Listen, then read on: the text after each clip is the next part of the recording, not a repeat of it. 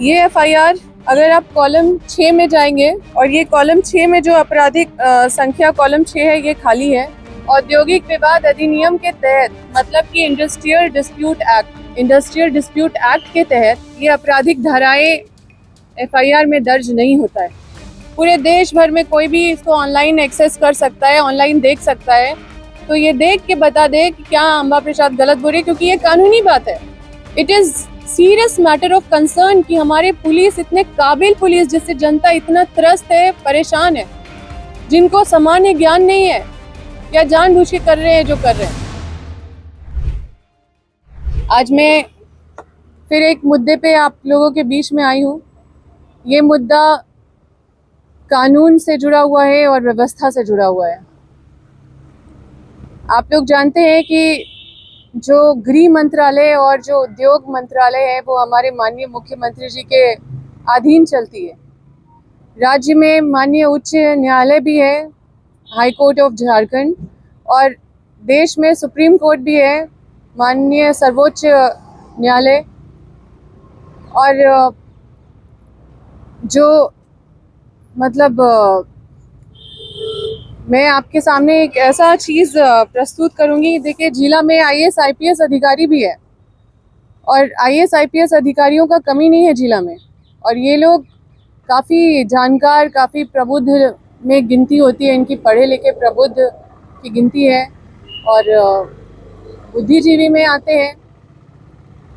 और हमारे बहुत सारे अधिकारी हैं जो काबिल हैं, और मैं ये एफआईआर के ज़रिए आपको आज इस मुद्दे पे ये एफआईआर के ज़रिए आपको ये दिखाना चाहती हूँ कि एफआईआर को गौर से देखिए। ये एफआईआर अगर आप कॉलम 6 में जाएंगे, ये यहाँ पे जूम कीजिए, और ये कॉलम 6 में जो आपराधिक संख्या कॉलम 6 है ये खाली है, और ये उसके बाद जो आपराधिक संख्या 6 से 15 है वो औद्योगिक विवाद अधिनियम के तहत दर्ज किया गया है।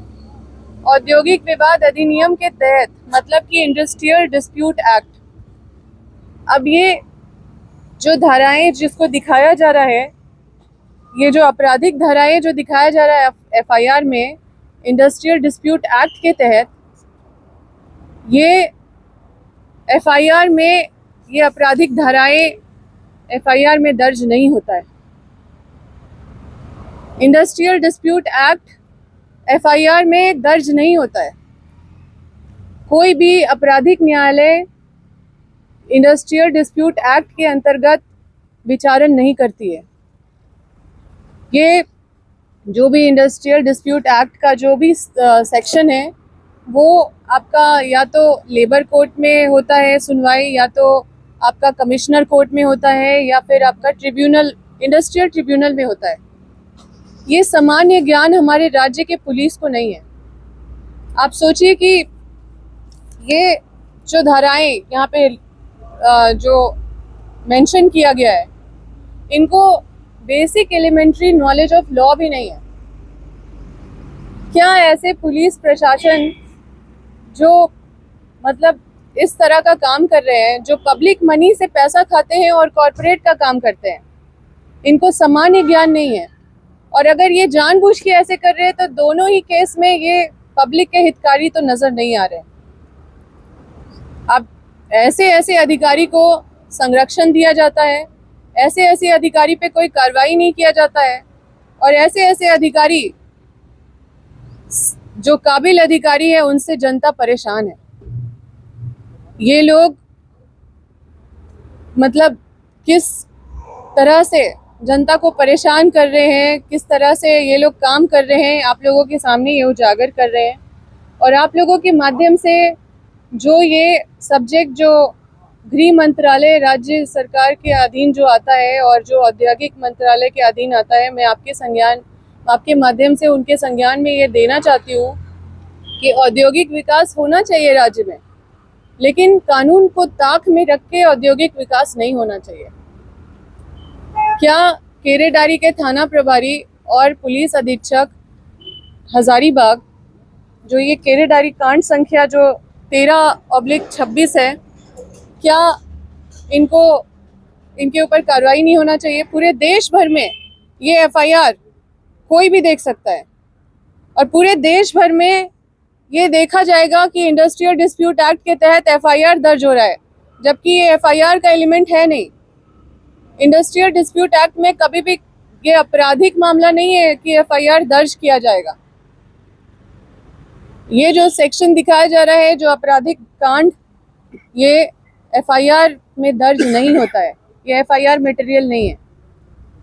और ये देखिए कि 6 नंबर से 15 नंबर तक भर भर के सेक्शन भर दिया गया है। ये है हमारे झारखंड की पुलिस और ये है हमारे झारखंड का व्यवस्था। ये सिर्फ कॉर्पोरेट के लिए काम कर रहे हैं, इससे बड़ा सबूत और क्या दे सकते हैं कि आनंद फानंद लोगों को किस तरह से परेशान किया जा रहा है। केरेडारी में लोग अपने मुआवजा को लेके, अपने पुनर्वास को लेके लगातार अपना संघर्ष जारी रखे हुए हैं। 2013 अधिनियम का, कानून का पालन करने के लिए डिमांड कर रहे हैं, जो कानूनन, मतलब ये हर कोई बोल रहा है कि वहाँ पे 2013 लागू होना चाहिए, कानूनन लागू होना चाहिए, लेकिन बिना नियम कानून से पूरा काम हो रहा है। आए दिन लोगों पे एफआईआर हो रहा है, हर दिन 15-20 लोग जेल जा रहे हैं, हर दिन मतलब लोगों को स्क्रिप्ट करके वहाँ पे थाना प्रभारी कहानी बना बना के सबको अपराधी बना दिखा के उसको जेल भेज रहे हैं और इस तरह का एफआईआर कर रहे हैं। आप समझ सकते हैं ये पूरे देश भर में हमारे राज्य का क्या इमेज जाएगा, राज्य के पुलिस प्रशासन का, कि ये इंडस्ट्रियल डिस्प्यूट एक्ट में ये एफआईआर लॉन्च कर रहे हैं। क्या इनको इतना सामान्य ज्ञान नहीं है या जानबूझ के कर रहे हैं? तो अब सोचिए कि किस तरह के ये हितकारी नजर आ रहे हैं। लेकिन 1 से 4 तक 5वां कॉलम तो एब्सेंट है, तो क्या बीएनएस की भी कोई धारा लगाई है या सीधा सिर्फ इंडस्ट्रियल डिस्प्यूट एक्ट के ही तहत मामला दर्ज? देखिए 132 लगाए हैं, जो सरकारी काम पे बाधा। आप सोचिए कि कोई भी आउटसोर्सिंग कंपनी सिविल सर्वेंट होता है क्या? आप अगर सिविल सर्वेंट के ऊपर कोई रोक लगा रहे हैं या उसको बाधित कर रहे हैं, सिविल सर्वेंट या कोई सरकारी अफसर के ऊपर 132 लगता है। लेकिन ये लोग देखिए, आप जब पूछ रहे हैं तो हम हर सेक्शन पे आपको बताएंगे कि किस तरह का धारा लगा के लोगों को अंदर कर रहे हैं। ये सरकारी काम पे बाधा, कौन सा सरकार का काम हो रहा है कोई आउटसोर्सिंग कंपनी के द्वारा? 1 2 3 बता दीजिए। या फिर आपको बता रहे हैं कि ये जो कंप्लेनेंट है, शिकायतकर्ता के श्रीनिवास राव, और के श्रीनिवास राव जो है वो बीजीआर के कोई अधिकारी है। अब बीजीआर कब से सरकारी कंपनी हो गया? आप 132 कैसे लगा सकते हैं उसमें? उसी तरह से ये लोग बस प्रताड़ित कर रहे हैं, शोषण कर रहे हैं। और किस तरह का ये, मतलब इससे बड़ा उदाहरण और इससे बड़ा एक हम सारा एफआईआर लेके तो नहीं बैठ सकते, लेकिन एक इतना इम्पोर्टेंट सब्जेक्ट, ये कोई मजाक नहीं है, ये कोई मजाक नहीं है। लेकिन ये कोर्ट में जाते ही निरस्त हो जाएगा एफआईआर, अगर आपकी बात सही है तो आप क्या चाहते हैं? नहीं, मेरी बात सही आप बोल रहे हैं, ये तो मैं आपके समक्ष प्रेस कॉन्फ्रेंस कर रही हूँ, आप निकाल के देख लो, ये तो सर्वविदित है। आप कोई वकील से पूछ लो कि क्या इंडस्ट्रियल डिस्प्यूट एक्ट आपराधिक धाराओं में एफआईआर में दर्ज होने वाला चीज है? पुलिस ऐसा काम कर रही है जो करना भी चाहती है और नहीं भी हो सकती। तो ऐसे अपराधियों, ऐसे पुलिस प्रशासन को, ऐसे पुलिस अधीक्षक को या ऐसे थाना प्रभारी को के ऊपर कार्रवाई क्यों नहीं होता है? इन लोगों को संरक्षण क्यों दिया जाता है? और आप लोगों के माध्यम से मैं, जो हमारे माननीय मुख्यमंत्री जी हैं, जिनके डिपार्टमेंट गृह विभाग भी है और इंडस्ट्रियल विभाग भी है, मैं उनके संज्ञान में देना चाह रही हूँ। और मैं बस उनको यही कहना चाह रही हूँ कि इंडस्ट्रियल डेवलपमेंट हो हमारे राज्य में, लेकिन कानून और लॉ एंड ऑर्डर को ताक पे रख के नहीं हो, कानून का धज्जी उड़ा के नहीं हो, लोगों का शोषण करके नहीं हो, और ऐसे जो अपराधी तत्व के जो पुलिस बैठे हुए हैं, वो वहाँ पे गुंडा का रूप में बैठे हुए हैं, लोगों का शोषण करने के लिए बैठे हुए हैं। और कुछ भी लोगों का फरियाद कोई सुनने वाला नहीं है। सिर्फ कंपनी का सुनवाई हो रहा है, सिर्फ कंपनी का काम हो रहा है, पब्लिक का कोई काम नहीं हो रहा है। और ये एक ऐसा उदाहरण है जो आप लोगों के लिए काफी है। ठीक है, ऐसे नाकाबिल देखिए, हम तो आवाज उठाते रहेंगे, हम तो हर चीज को हाईलाइट करते रहेंगे, हम तो कोई मनगढ़ंत कहानी नहीं बोल रहे हैं, हम तो कोई आप लोगों को ऐसा चीज तो नहीं बोल रहे हैं जो कि हम अपने तरफ से बोल रहे हैं। हम तो एक एफआईआर को दिखा के बोल रहे हैं कि आप एफआईआर नंबर 13/16 पूरे देश भर में कोई भी इसको ऑनलाइन एक्सेस कर सकता है, ऑनलाइन देख सकता है। तो ये देख के बता दे कि क्या अम्बा प्रसाद गलत बोल रही है, क्योंकि ये कानूनी बात है। हम कोई हवाबाजी वाला बात तो नहीं कर रहे।